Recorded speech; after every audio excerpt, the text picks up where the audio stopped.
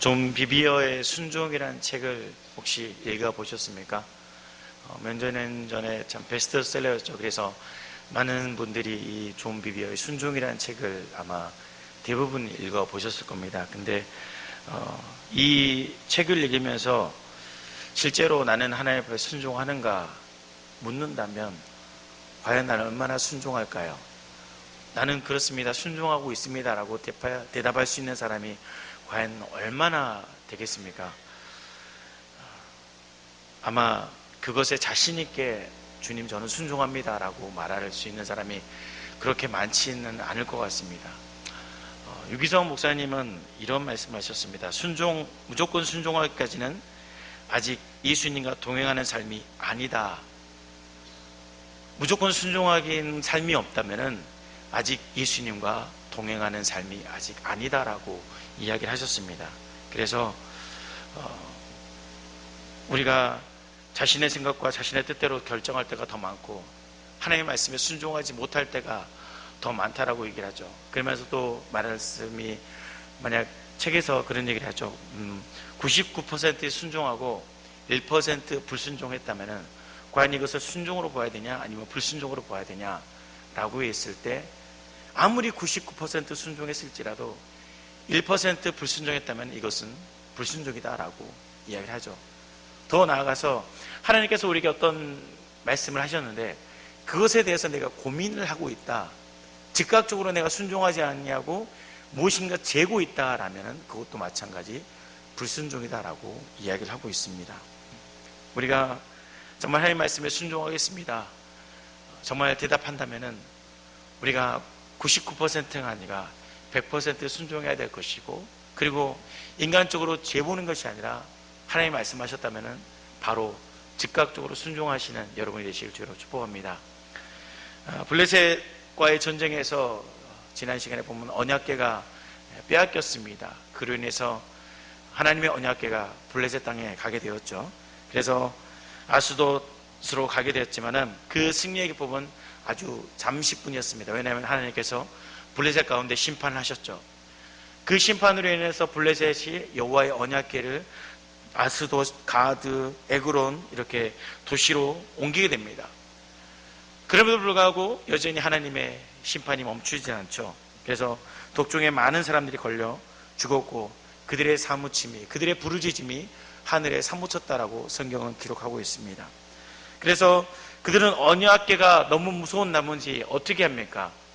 한 곳에 방치를 하게 됩니다. 우리가 말씀을 읽지 않았지만 본문 1절에 보면은 여호와 언약궤가 블레셋 사람들의 지방에 있은 지 7달이다 라고 기록이 되어 있습니다.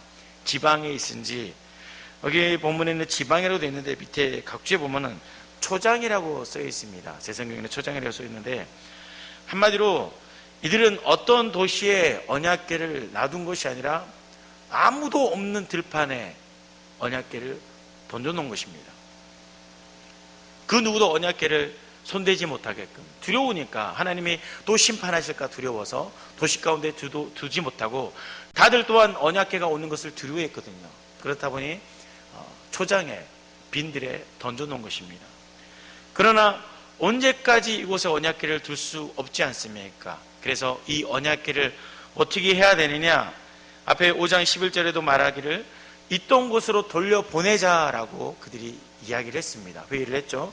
그래서 이 7개월 언약궤가 있었는데 7개월째 되는 날 이제 제사장들과 복숭자들이 한 곳에 모여 그렇다면 이제 언약궤를 어떻게 돌려보낼까 서로 의논하게 됩니다.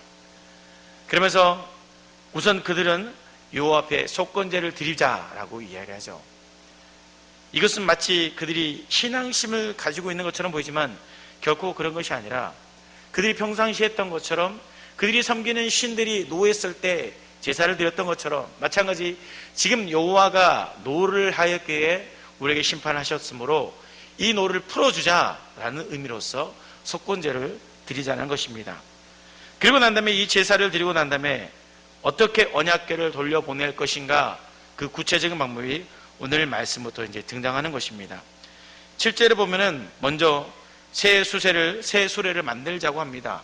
그리고 새 수레를 만들고 멍에를 메어보지 못한 젖나는 소 2마리를 끌어다가 소에게 수레를 메우고 또한 결론적으로는 송아지를 떼어놓자라고 이야기를 합니다. 자, 새 수레를 만들고 소를 통해서 끌어다가 옮깁시다. 무엇인가 열심히 있는 것 같고 새로운 것 같습니다. 그러나 결코 그들의 의도는 그렇지 않았습니다. 무엇보다도 언약궤를 실읍시다. 수레를 통해서 언약궤를 옮기겠다 하고자 한다면은 당연히 무거운 짐을 옮길 때는 어떤 소를 씁니까? 수소를 씁니다. 짐을 옮길 때는 항상 수소를 쓰는데 암소를 쓴다고 합니다. 그것도 젖나는 소를 쓰자고 하죠. 또한 멍에를 메어보지 못한 소를 쓰자고 합니다. 여러분, 멍에를 메어보지 못한 소가 멍에를 멜 수 있을까요? 그렇지 않죠. 말을, 쉽게 말하면 말에 안장을 짚게 하는 게 쉬운 일은 아닙니다. 그만큼 훈련이 필요하죠. 미국 서부에서는 야생말을 길들이기 위해서 일부러 당나귀와 함께 메어둔답니다. 그래서 제일 처음에는 당나귀를 끌고 말이 막 뛰어다니죠. 그러나 한 며칠 지나면 이제 지쳐서 나중에는 어떻게 되냐면 역전이 됩니다. 당나귀가 말을 끌고 온답니다. 이렇게 야생말을 길들인다고 합니다. 야생마에게 안장을 바로 지우는 것 불가능한 얘기죠. 사람을 타는 거 마찬가지입니다. 얼마나 날뛰겠습니까? 그만큼 훈련이 필요한 것이죠. 그런데 멍에를 메어보지 못한 소가 멍에를 맨다? 불가능한 일입니다. 또 한 가지 새끼들입니다. 이 두 마리의 소에게는 송아지 새끼가 있다고 했습니다. 그런데 각각 다른 소가 자신들의 새끼를 놔두고 간다. 그리고 가보지도 못한 길, 그리고 누군가 인도하는 사람도 없습니다. 앞에 안내자도 없이 소가 알아서 벳세멜까지 갈 것이다. 이 모든 게 과연 가능한 일인가요? 전혀 불가능한 일입니다.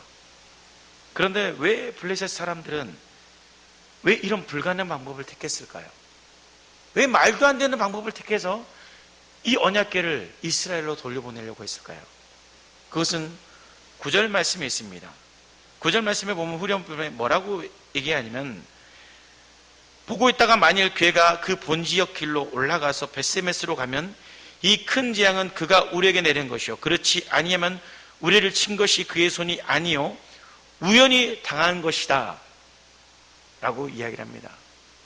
이런 불가능한 일을 하게 한 이유는 뭐냐면, 이 재앙이 하나님으로부터 온 것이냐 그렇지 않은 것이냐라는 것을 시험한다는 것이죠. 이게 만약 하나님으로부터 온 심판이라면 이 길을 소가 가게 될 것이고, 만약에 하나님으로부터 온 심판이 아니라면 이거는 그냥 우연이다, 소가 다시 돌아올 거 아니냐, 이런 얼토당토 않는 시험을 한 것입니다. 분명히 그들은 이 언약궤를 통해서 자신들에게 심판이 임했다라는 것은 알았습니다. 그러나 확신이 없었죠. 믿음이 없었습니다. 정말 이것이 하나님으로부터 온 심판이냐? 믿을 수 없다는 것이죠. 그래서 하나의 방편으로 이 말도 안 되는 일을 통해서 정말 하나님이 주신 심판이라는 걸 시험한 것이죠. 그런데 어떻게 됩니까? 하나님께서 이 일을 행하시는 거죠. 그들이 젖나는 소 둘을 끌어다가 수레를 메웁니다. 그리고 송아지는 보이지 않는 곳, 그러나 소리를 들을 수 있는 곳에 묶어 놓습니다. 수레 위에는 언약궤와 금지와 독종의 형상을 실어 가게 하죠. 그리고 오늘 본 말씀 12절에 보면 젖나는 소들의 모습이 나타납니다. 어떻게 합니까? 12절에 보면은 암소가 벳세멜로 길로 바로 행하여 대로로 가며 갈 때 울고 좌우로 치우치지 아니하였고, 블레셋 방배들은 벳세메스 경계선까지 따라갔다라고 이야기를 합니다. 바로 행하고 좌우로 치우치지 아니하고 울되 좌우로 치우치지 아니하였다라고 성경은 이야기하고 있습니다. 성경에서 짐승을 통한 교훈을 주시는 사건들이 간혹 있습니다. 발람의 낙이나 요나의 물고기나 또 예수님을 태웠던 나귀 새끼나 그리고 오늘 등장하는 이 두 마리의 암소가 그렇습니다. 소는 어떻습니까?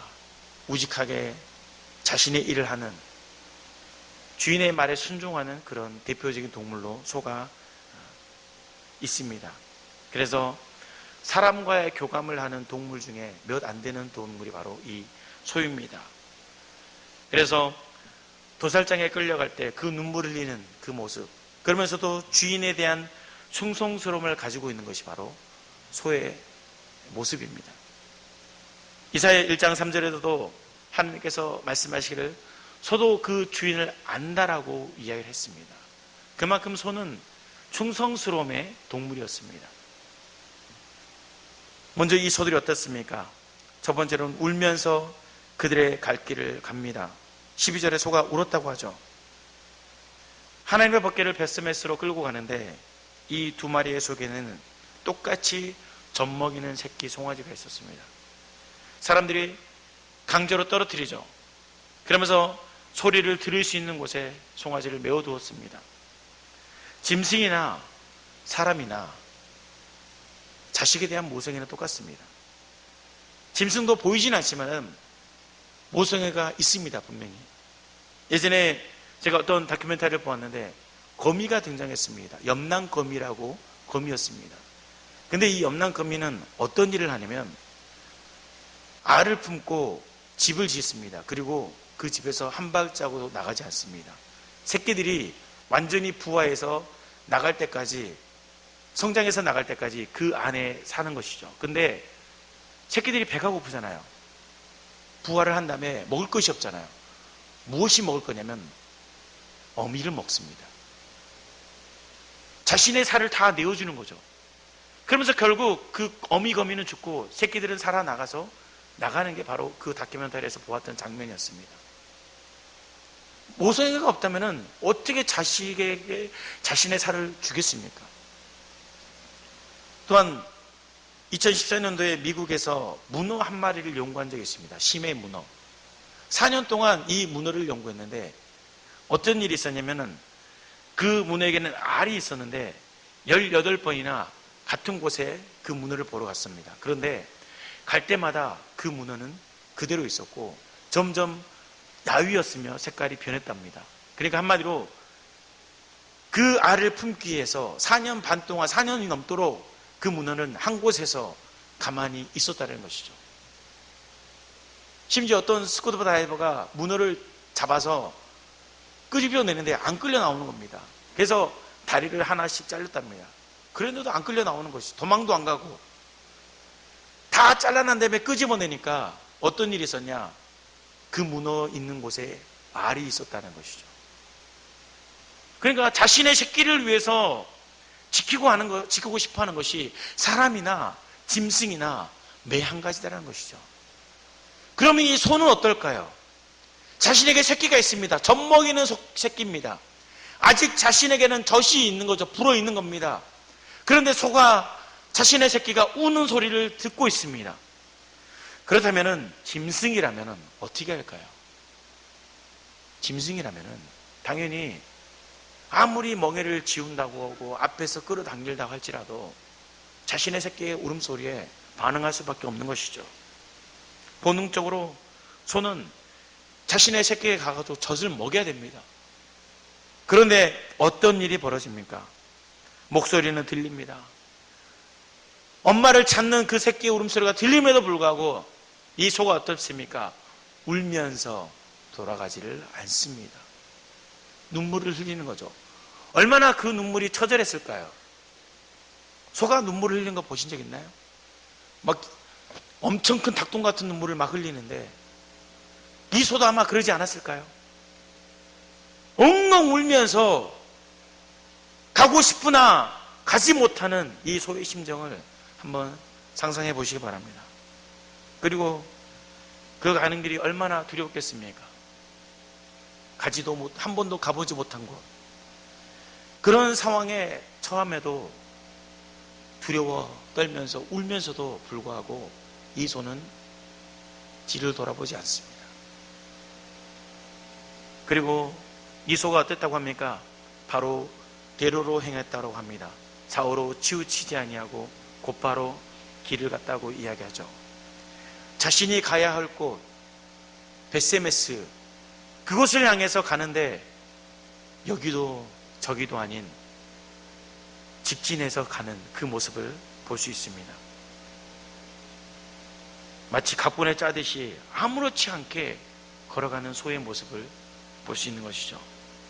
만약 두 마리 중에 한 마리만이라도 걸음을 늦추거나 뒤를 돌아보면 당연히 이 벳세메스에 가는 것은 가지 못했을 겁니다. 그러나 두 마리의 소가 동일하게 멈추지도 않고 똑바로 걸어가는 것이죠. 이 말씀을 보면서 저는 이 말씀이 떠올랐습니다. 하나님께서 여호수아에게 말씀하실 때 너는 좌로나 우로나 치우치지 말고 하나님의 율법을 지켜 행하라. 그러면 형통하게 될 것이다 라고 하나님께서 여호수아에게 사명을 주실 때 이런 말씀하셨습니다. 또한 신명기 5장에서도 하나님께서 이스라엘 백성에게 뭐라고 하냐면 너희 하나님 여호와께서 너희에게 명령하신 대로 너희는 삼가 행하여 좌로나 우로나 치우치지 말라라고 명령하셨습니다. 그런데 이스라엘은 어떻습니까? 지금 이스라엘의 모습은 자기가 하고 싶은 대로 살아갑니다. 자신의 소견에 옳은 대로 살아갑니다. 하나님의 말씀이 무슨 소용입니까? 내가 하고 싶은 대로 사는 게 진리이고 내가 주장하고 싶은 대로 주장하는 것이 진리입니다. 누가 잘못했다고 말하는 사람도 없어. 누구 하나 하나님의 말씀을 지키면서 그렇게 살면 안 돼! 라고 말하는 사람조차도 없습니다. 좌로 우로 바람에 흔들리시되 이렇게 치우고 저렇게 치우치는 것이 바로 이스라엘의 모습입니다. 만약 이 암소가 이스라엘과 블레셋의 모습이었다면 아마 좌우로 치우치며 제대로 가지 않았을 겁니다. 그러나 이 소는 똑바로 갑니다. 이것을 통해서 하나님께서 무엇을 말씀하실까요? 야 봐라! 한낱 짐승도 내가 말하면 가지 않느냐? 내가 말하면 순종하며 좌로나 우로나 치우치지 않고 가지 않느냐? 그런데 너희는 어떻게 가고 있니? 그 말씀을 지금 하나님께서는 이스라엘에게 말씀하고 있는 것입니다. 쉽게 말하면 너희는 짐승봐도 못하다는 것이죠. 아까 말씀드렸듯이 이사야에서 말씀하셨던 것, 소도 제 주인을 알고 또 뭐라고 말씀하시면은 나귀도 주인이 주는 밥 외에는 먹지 않는다라고 말씀하십니다. 짐승도 주인을 알면서 주인 앞에 순종하고 주인이 주는 밥 외에는 손대지도 않는데 너희 이스라엘아, 너희는 어떻게 하면 나의 말에 순종하겠느냐? 왜 너희는 그렇게 살아가느냐라고 하나님께서 그들에게 말씀하고 있는 것입니다. 믿음의 자손이라고 스스로 자신을 이야기하면서도 그들은 하나님의 말씀에 따르지 않았습니다. 자신의 소견대로 오르며 살고 세상이 하고 싶은 대로 세상에서 그렇게 살아가면 되는 것처럼 똑같이 살았다는 것이죠. 블레셋도 마찬가지죠. 하나님을 알고 있으면서 하나님으로부터 분명히 심판을 당했습니다. 그럼에도 불구하고 하나님을 시험하고 우연히일 것이다. 그러면서 하는 것이 어떻습니까? 쫓아갑니다. 뒤에서 이 소들이 어떻게 가는지 봅니다. 보고 그 소가 벳세메까지 가는 것을 다 보았습니다. 그럼에도 불구하고 이들이 변했을까요? 이들은 변하지 않았습니다. 여전히 그들이 하고 싶은 대로 살아갔습니다. 벳세메스에 하나님의 언약궤가 도착했을 때도 마찬가지죠. 사람들이 이것을 보고 어떤 일이 벌어졌습니까? 하나님의 복귀를 보다가 5만 70명이 죽임을 당하게 됩니다. 변한 것이 하나도 없습니다. 소는 하나님이 명령한 대로 지켜 행하는데 너희 이스라엘아, 너희는 무엇이 변했느냐? 너희는 무엇을 행하느냐? 하나님께서 이 본문을 통해서 말씀하고 있는 것이죠. 새끼가 있어서 있음에도 불구하고 멍에를 한 번도 메어보지 않았음에도 불구하고 멍에를 메고 좌로나 우로나 치우치지 않냐고 베이스 메시지 갔습니다. 여기까지만 해도 참 대단한 일이죠. 그런데 이 소는 어떻게 됩니까? 거기서 끝나지 않고 사람들이 소를 잡아 하나님께 바칩니다. 소는 몰랐을까요? 아마 처음부터 알았을 겁니다. 자신의 미래가 어떻게 될지 분명히 알았을 겁니다. 죽임을 당할 걸 알면서도 이 소는 울었면 울었지 좌로나 우로나 치우치지 않았습니다. 그리고 끌려가는 게 아니었습니다. 하나님이 명령하셨던 대로 간 겁니다. 스스로 갔습니다. 야, 가자! 가자! 이게 아니었습니다. 가라 하니까 네 하고 갔던 것이 이 소의 모습이었습니다. 마지막에 모든 것을 드림으로 하나님 앞에 순종의 제물이 되었던 것이죠. 예수님께서도 마찬가지죠. 이 땅에 화목제물로 오셨습니다. 그리고 그 죽으심으로 말미암아 우리와 하나님과의 관계를 회복시키셨죠. 그렇게 회복된 우리는 과연 어떤 삶을 살아가고 있습니까? 사무엘상 6장은 우리에게 매우 중요한 말씀을 주고 있습니다. 무엇에 순종하며 살 것인가? 너희가 순종의 길을 걸어가고 있는가? 우리에게 질문하고 있습니다. 그런데 우리는 수없이 우리 고집대로 살아갑니다. 내가 오르면은 결코 물러서지 않죠. 변화되지 않으면서 변화되길 바라고, 내가 고집대로 살아가면서 하나님께 은혜를 구하고, 이게 바로 어쩌면 우리의 모습인지도 모릅니다. 한낱 짐승도 하나님의 말씀에 순종하는데 우리는 이 짐승보다 못한 걸까요? 어쩌면 하나님은 우리에게 말씀하고 있는 것인지도 모릅니다. 이스라엘 향하여서 말씀하셨던 그 말씀이 오늘 우리에게 동일하게 말씀하고 있는지 모릅니다. 하나님의 뜻이라면 전적으로 순종하실 준비가 됐습니까? 이스라엘 백성들이 여리고성을 전쟁할 때만 하더라도 그 불가능한 상황 속에서 그들은 한마디 말도 꺼내지 않았습니다. 아무 소리도 내지 마라. 매일 한 바퀴씩 돌아라. 마지막 7일째 된 날은 7바퀴 돌아라. 이 말도 안 되는 얘기잖아요. 그런데 그때 이스라엘 백성들이 누구 하나 이게 말이 됩니까? 불평한 사람이 있었습니까? 불순종한 사람이 있었습니까? 아니요. 그때는 전적으로 하나님을 순종했습니다. 그래서 여리고성이 무너지는 역사를 보았죠. 그런데 지금은 어떻습니까? 철저히 실패했습니다. 언약궤까지 빼앗겼습니다. 그들은 자신의 소견에 하고 싶은 대로 살아왔습니다. 내 생각이 중요했습니다. 내가 하고 싶은 대로 결정대로 살아가는 것이 진리인 것처럼 살아갔습니다. 하나님의 법궤를 수단이나 목적으로 사용을 했습니다. 그 결과가 언약궤가 빼앗겼다는 것이죠. 하나님이 진정 우리에게 원하시는 것이 무엇인지를 이스라엘 백성들은 깨닫지 못하는 것이죠. 말씀에 전적으로 순종하기를 하나님께서는 바라셨는데, 순종하기만 하면 내가 너희를 형통한 길로 인도하실 것인데 그 말씀을 거부하고 자신의 뜻대로 살아갔다는 것이죠. 하기 싫어도 할 수 없어도 그럼에도 하는 것이 바로 순종입니다. 유기성 목사님 앞에서 말씀드렸지만 이런 말씀도 하셨습니다. 무엇이 순종인지 모를 때 먼저 불순종부터 하나하나씩 없애십시오 라고 얘기하셨습니다. 내가 과연 하나님의 말씀을 아는데 무엇부터 순종해야 됩니까? 뜬금없지 않습니까? 어떤 것을 내가 해야 될지. 그렇다면 먼저 잘 모르겠다면 불순종했던 것들을 하나하나 내려놓으라는 것이죠. 그러면은 그때부터 순종이 시작된다는 것입니다.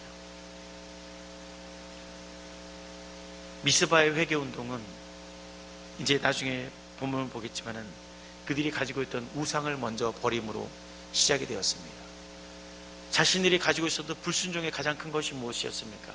하나님보다 하나님을 섬기는 것이 아니라 하나님을 섬기면서도 여전히 우상을 섬겼던 것. 이 불순종을 가지고 있었는데 이 불순종의 우상들을 먼저 버린 것으로부터 회개운동이 시작되었습니다. 우리가 가지고 있는 불순종의 것들, 이것을 하나 먼저 버릴 때 그게 바로 순종의 시작입니다. 오늘 이 말씀을 우리가 정말 수없이 많이 들었습니다. 베세메스의 두 암소에 대해서. 아마 귀에 닿도록 많은 설교를 들었을 겁니다. 그러나 막상 들었음에도 불구하고 시간이 지나면 또 잊어버립니다. 순종에 대해서 알면서도 시간이 지나면 또 순종하지 못하고 살아가는 것이 어쩌면 우리의 연약함의 모습인지 모릅니다. 그러나 오늘 우리가 이 말씀을 보면서 다시 한번 믿음으로 고백했으면 합니다. 축복의 열쇠가 무엇입니까? 바로 순종입니다. 우리가 순종하면 하나님께서 그 다음부터 하나님의 역사를 이루시는 것이죠. 도저히 안 되겠습니다. 하나님, 이게 아니라 하나님께서 정말 나에게 요구하신다면 네, 따르겠습니다 라는 이런 믿음의 고백들이 우리 안에 있었으면 합니다. 그래서 2020년도 이 순종의 길을 걸어가므로 하나님께서 우리 안에 새로운 역사가 나타나기를 간절히 기도합니다. 믿음으로 순종하시길 바랍니다. 소보다는 낫잖아요. 우리가 믿음의 길을 걸어가시고 하나님의 축복된 일들을 경험하시는 우리 성도님 되시기를 다시 한번 주의 이름으로 축복드립니다. 찬송가 377장 함께 부르도록 하겠습니다.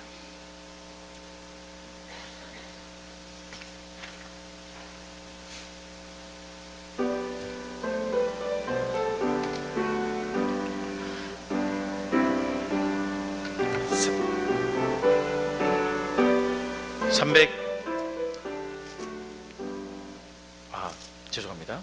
제가 잘못 보냈네요. 네, 379장입니다.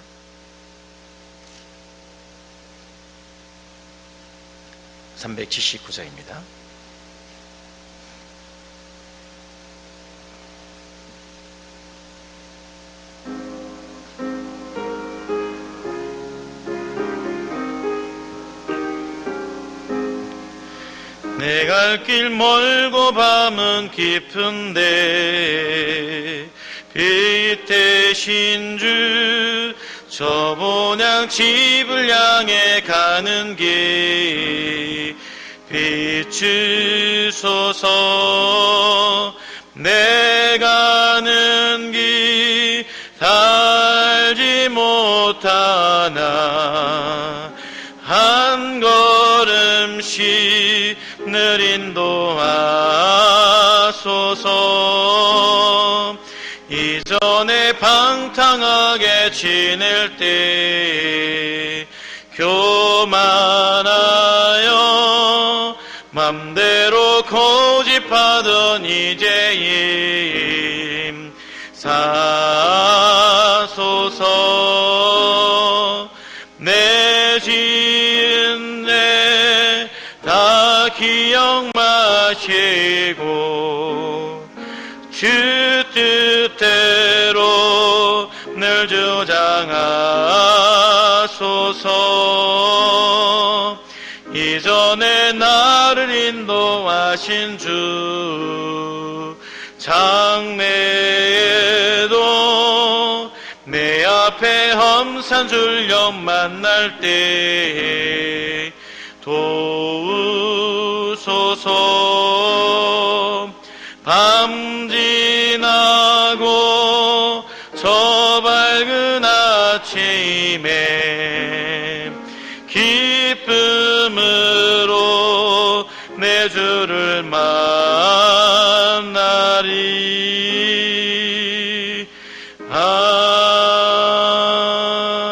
아멘.